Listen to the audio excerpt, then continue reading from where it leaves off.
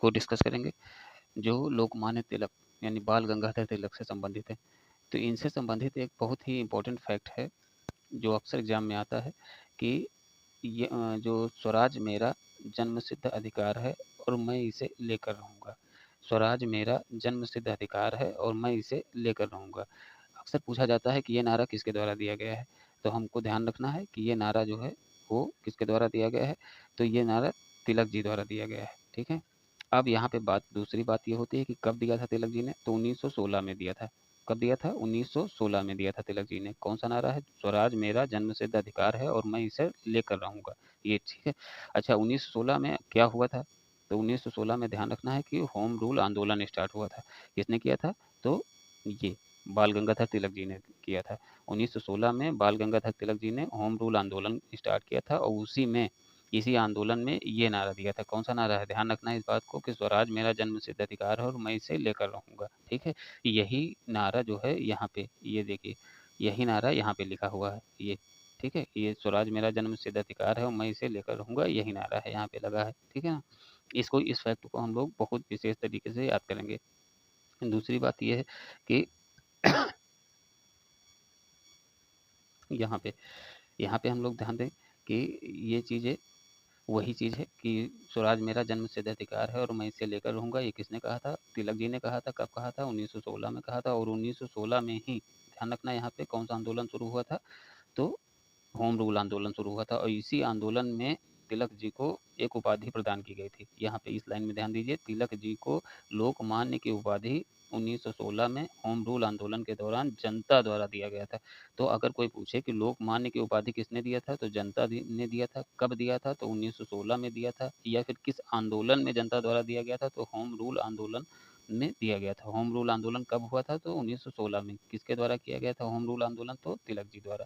ठीक है। ये फैक्ट हमको याद रखना है कि होम रूल आंदोलन किसके द्वारा हुआ था? तिलक जी द्वारा हुआ था। कब हुआ था? तो 1916 में हुआ था। और इस आंदोलन के दौरान लोकमान्य की उपाधि किसको प्रदान की गई? तो किसको प्रदान की गई? तिलक जी को प्रदान की गई थी। ठीक है। ये फैक्ट हमको याद रखने हैं। नेक्स्ट नेक्स्ट पॉइंट है। नेक्स्ट पॉइंट क्या है कि जय जवान जय किसान का नारा किसने दिया था? यहाँ पे जय जवान जय किसान का नारा किसने दिया था? तो ध्यान रखना, लाल बहादुर शास्त्री जी ने दिया था। जय जवान जय किसान का नारा लाल बहादुर शास्त्री जी ने दिया था। कब दिया था? तो अक्टूबर 1965 में दिया था। ठीक है। कब दिया था? तो अक्टूबर 1965 में दिया था। अच्छा, अक्टूबर 1965 में ही भारत पाक युद्ध हुआ था। यहाँ पे ध्यान रखिए, ये भारत पाकिस्तान का युद्ध हुआ था और इस युद्ध में देश के किसानों तथा जो जवान थे उनका मनोबल बढ़ाने के लिए इन्होंने दिया था। अब यहाँ पे ये बात और ध्यान रखना है कि 1965 में जो लाल बहादुर शास्त्री जी थे, 1965 में जो लाल बहादुर शास्त्री जी थे वो पीएम थे और उसी दौरान भारत पाकिस्तान का युद्ध होता है और उस युद्ध में देश के किसानों और जवानों का मनोबल बढ़ाने के लिए कौन सा नारा दिया गया था? जय जवान जय किसान का नारा दिया गया था। ठीक है ना। ये फैक्ट हमको याद रखने हैं। नेक्स्ट नेक्स्ट यहाँ पे ध्यान ध्यान दीजिए कि तुम मुझे खून दो और मैं तुम्हें आज़ादी दूंगा। बहुत ही फेमस और बहुत बार ये एग्जाम में पूछा गया है। ये जो है बहुत बार पूछा जा चुका है कि तुम मुझे खून दो और मैं तुम्हें आज़ादी दूंगा का नारा किसने दिया था? तो तुम मुझे खून दो मैं तुम्हें आज़ादी दूंगा का नारा किसने दिया था? सुभाष चंद्र बोस ने दिया था। ठीक है। सुभाष चंद्र बोस ने दिया था।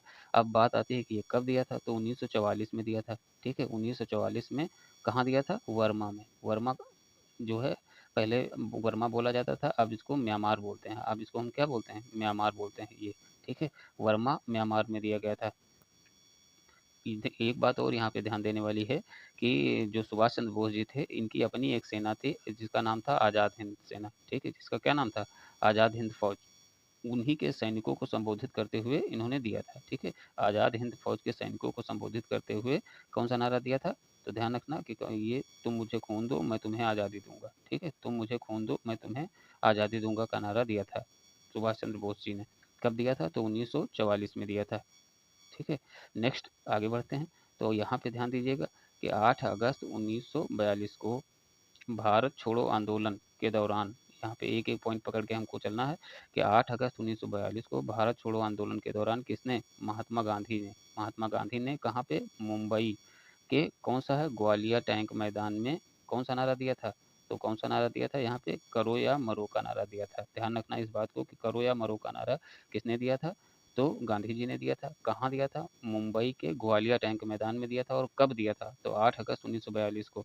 अब यहाँ पे एक बात और ध्यान देने वाली है कि 8 अगस्त 1942 की जो डेट है, ये 8 अगस्त 1942 को मुंबई के ग्वालियर टैंक मैदान में क्या हुआ था, किस चीज़ की शुरुआत हुई थी? तो भारत छोड़ो आंदोलन की शुरुआत हुई थी। यानी कि अगर हम इसको देखें कि 8 अगस्त 1942 को भारत छोड़ो आंदोलन के दौरान महात्मा गांधी ने मुंबई के ग्वालियर टैंक मैदान में करो या मरो का नारा दिया था। ठीक है, तो इसमें बहुत सारे फैक्ट निकल के आते हैं। कौन कौन से हैं कि 8 अगस्त 1942 को भारत छोड़ो आंदोलन की शुरुआत हुई थी। कहाँ से हुई थी?